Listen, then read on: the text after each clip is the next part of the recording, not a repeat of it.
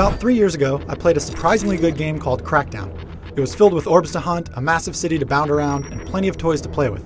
In short, it was a great co-op sandbox with just a few shortcomings. Now I've played that game again, only this time it's called Crackdown 2. Outside of a few small improvements, this sequel is pretty much exactly a repeat of Crackdown 1. Whether that's a good thing or not depends on your perspective. The story goes something like this. A virus is spreading, turning everyone into zombie-like freaks. A terrorist cell is doing its whole terrorist thing. It all looks pretty bleak for Pacific City. Your job as a superhero-like agent is to scour the city for orbs and power up your skills in order to restore order by any means necessary. Agent, let's get to work.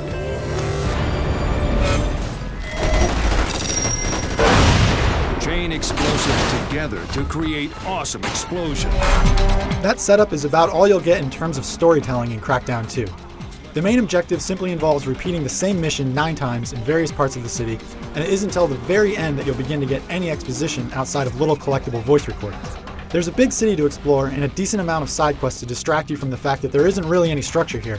But if you've already played Crackdown 1, then you already have done the whole exploration bit. Some roads have been cracked and many buildings are in a state of disrepair, but this is very much the same city. Sometimes I found it cool to stumble across a memorable landmark to see how it has changed, but other times the familiarity left me wanting more. It doesn't help that Pacific City is an ugly place, and not just because there are a lot of freaks running around destroying everything. Crackdown 2 is not a great looking game. Heck, it's not even a good looking game, and it doesn't run very well either.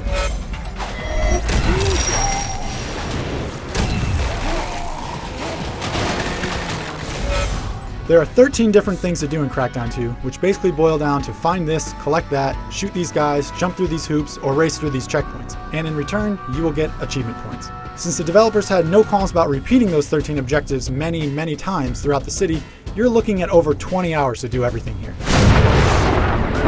What Crackdown 2 is really all about though is collecting orbs and leveling up your agent. Though you start as a pretty powerful guy, by the end of the game you'll be able to leap tall buildings in a single bound and be more powerful than a locomotive.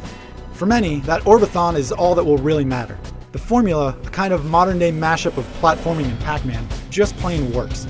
It's addicting, it's fun, there are a few new types of orbs to snag, and that voice telling you that you're doing a good job is still just as awesome as ever. Agent, you are a death-dodging serial killer. And yet, many of the same criticisms of Crackdown 1 can be leveled at this sequel.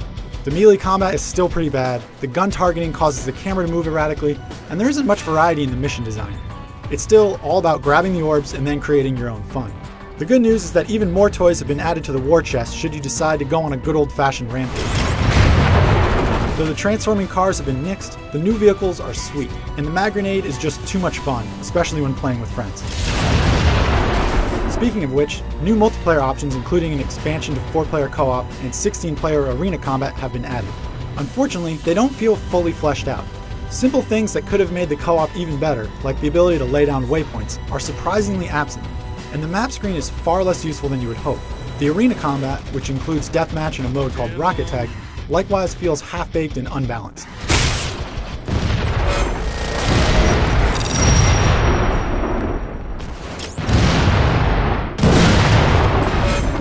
If you've never played Crackdown, or are hungry for more of the same, you should definitely pick up this sequel.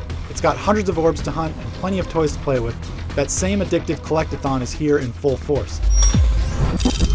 What it doesn't have is much that is really new and fresh. With just a few small additions after 3 years of waiting, I can't help but be a bit disappointed. Is it still fun though? Well, yes. For more on Crackdown 2, stay tuned to IGN.com.